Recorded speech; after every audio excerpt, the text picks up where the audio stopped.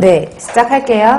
그래서 오늘은 지난 시간에 이어서 23페이지에 있는 수자원 및 물의 특성 파트를 하도록 할게요. 그래서 간단하게 제가 이제 수자원이나 물의 특성에 대해서 정리를 해드리고, 그 다음에 이제 교재를 보면서 마지막으로 정리를 하는 시간을 가지는 게 좋을 것 같아서요.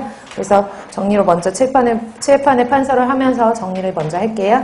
일단은 첫 번째로는 여기 나와 있는 대제목은 이제 수자원과 물의 특성에 대해서 공부를 할 거고, 우리는 수지를 공부하는 거기 때문에 물이 가지고 있는 기본적인 특성들을 알고 계셔야 되거든요. 그래서 물의 특성이라고 쓰고, 첫 번째로 몇 가지만 특성을 알아볼게요. 물 같은 경우에는 보통 극성용매라고 얘기를 하거든요. 그래서 극성인 물질들은 보통 다른 용질 같은 것들, 소금이나 설탕이나 아니면 다른 시약 같은 것들을 잘 녹이는 우수한 용매로 사용이 되죠. 그래서 극성용매다, 극성을 가지고 있다, 보통 쌍극성이라고 얘기를 하기도 하고 되어 있나요?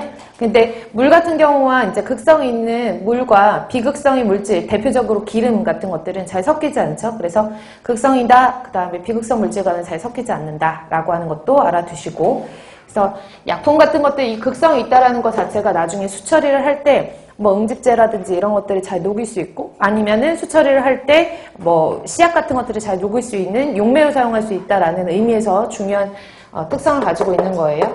우수한 용매로 사용이 된다라는 것. 두 번째로는 이 물이라는 것은 결합력이 화학적으로 수소결합과 공유결합으로 이루어져 있는데요.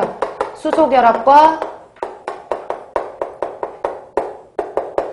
공유결합으로 이루어져 있는데, 보통 우리가 물에 대한 기본적인 특성들은 다 아시겠지만, 물은 비열이라고 하는 것도 크고요, 기화열이라고 하는 것도 크고, 융해열이라고 하는 것도 크고, 그 다음에 표면장력이라고 하는 것도 다른 여타 물을 제외한 다른 용액에 비해서 그런 값들이 다 큰 편이거든요. 그러니까 비열도 크고, 그 다음에 융해열도 크고, 그 다음에 기화열, 일명 증발열이라고도 하는데 기화열도 크고, 그리고 다른 물질에 비해서 표면 장력도 큰 편이에요.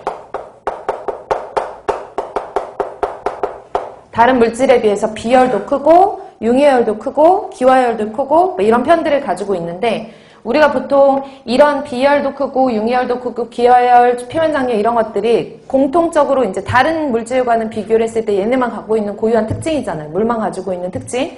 이런 특징들이 무슨 결합 때문에 일어나냐 하면 수소 결합 때문에 일어나거든요. 그래서 수소 결합의 특징으로 이런 값들이 다 크다라고 하는 거 알아두시면 되겠고,